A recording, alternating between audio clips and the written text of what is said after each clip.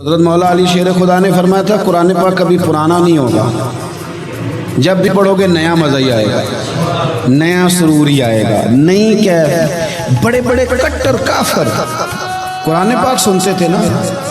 ایک دن عتبہ کہنے لگا ابو جہل سے اور دیگر لوگوں سے کہ بڑی ہو گئی لڑائی، بڑی ہو گئی بحث، اس طرح کرتا ہوں میں جا کے نہ تو محمد ابن عبداللہ صلی اللہ میں جا کے بات کرتا ہوں حضور سے۔ عتبہ آ گیا، کہنے لگا میں مذاکرات کرتا ہوں۔ صاحب نے کہا چل تو سیاںہ آدمی ہے، سمجھدار ہے، چلا جا جا کے نا تو وہی باتیں جو وہ ہمیشہ کرتے تھے۔ نبی کریم علیہ السلام سے کہنے لگا ہم سارے آپس میں ہیں، برادری ہے، قبیلہ ہے، ایک شہر ہے، پھر بھی لڑائیاں شروع ہو گئی ہیں۔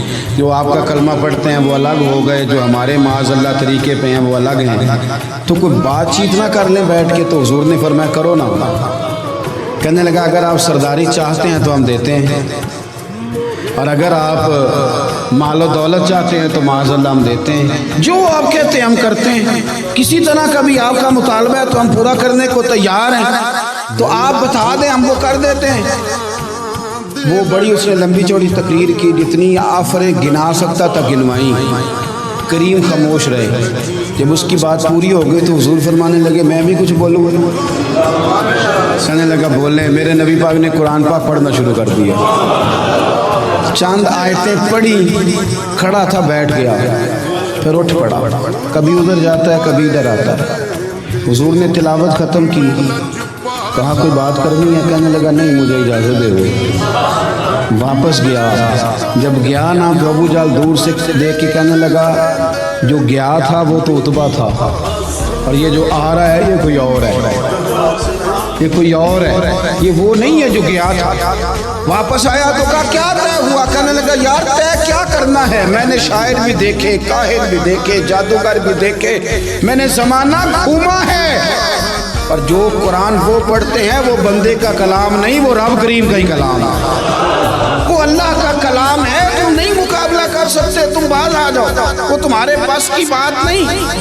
تیرے آگے ہیں یوں دبے لچے فصحا عرب کے بڑے بڑے، کوئی جان منہ میں زبان نہیں بلکہ جسم میں جان نہیں، اور کروں تیرے نام پہ جان فدا، نہ بس ایک جان دو جہاں فدا، میرا دو جہاں سے بھی نہیں جی بھرا، میں کروں کیا کروڑوں جہاں نہیں۔ طفیل بن عمر دوسی مکہ شریف آئے تجارت کے لیے، پہلے بھی آیا کرتے تھے، کہتے ہیں میں بہترین شاعر تھا، مکے آیا سامان بیچتا تھا، کچھ خرید کے لے جاتا تھا۔ ابو جہل مجھے کہنے لگا تو ہمارا دوست ہے، پرانا سجن ہے، تیرا آنا جانا ہے، اور تجھے یہاں اس شہر میں چونکہ تو ہمارا مہمان ہے تو ہر بات سے آگاہ کرنا ہمارا ذمہ داری ہے۔ یہاں ایک شخص ہے محمد ابن عبداللہ، محمد ابن عبداللہ صلی اللہ تعالی علیہ وسلم اعلان نبوت کرتے ہیں، اور معاذ اللہ شاعر ہیں، جادوگر ہیں، ان کی تو نے بات نہیں سننی۔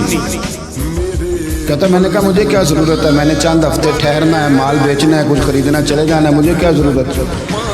کہا اچھا میں نہیں سنوں گا بات۔ کہتا مجھے نظر آئے کئی دفعہ حضور، اور جہاں حضور ہوتے تھے میں قریب ہی نہیں جاتا تھا۔ کہتے ہیں ایک دن نا حرم شریف میں سادے سے کپڑے اور پاؤں میں سونے جوتے اور سر پہ یوں امامہ کے جیسے فرشتے بھی جھک جھک کے زیارت کرتے ہیں۔ کہتے ہیں کہ نور بھری کیفیات حضور تشریف لائے، اور تشریف لا کے رسول کائنات علیہ السلام حرم کعبہ کے ساتھ ٹیک لگا کے بیٹھ گئے، سر سے لے کر پاؤں تک تنویر ہی تنویر ہے۔ حضور تشریف فرما ہوئے قرآن پاک پڑھنے لگے۔ میں جب حضور کے قریب سے گزرتا تھا تو کانوں میں روئی دے کے گزرتا تھا، پر طفیل کہتے ہیں آج نا تھوڑی سی آواز میرے کانوں میں گئی، قرآن پڑھا محبوب نے۔ اور ویسے بھی کیا کمال ہوگا جب یاسین والے نبی خود یاسین پڑھتے ہیں، جب طٰہٰ والے نبی اپنی زبان سے طٰہٰ کی تلاوت کرتے ہیں۔ وَالضُّحَىٰ وَاللَّيْلِ إِذَا سَجَىٰ، جن کے بارے میں آیا جب وہ تلاوت کرتے ہو۔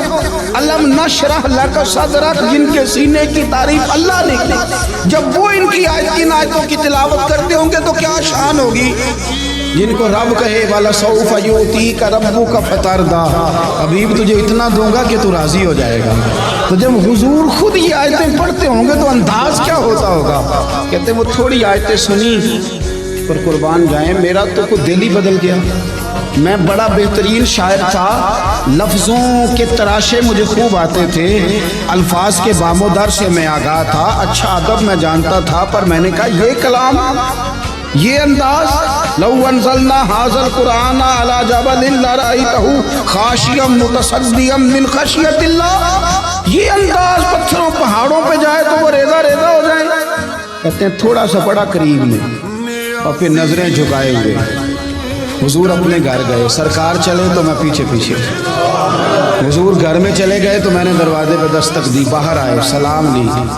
میں نے کہا محبوبہ وہ جو آپ پڑھ رہے تھے تھوڑا اور نہیں سنا دیتے، تھوڑا اور نہیں تلاوت کر دیتے؟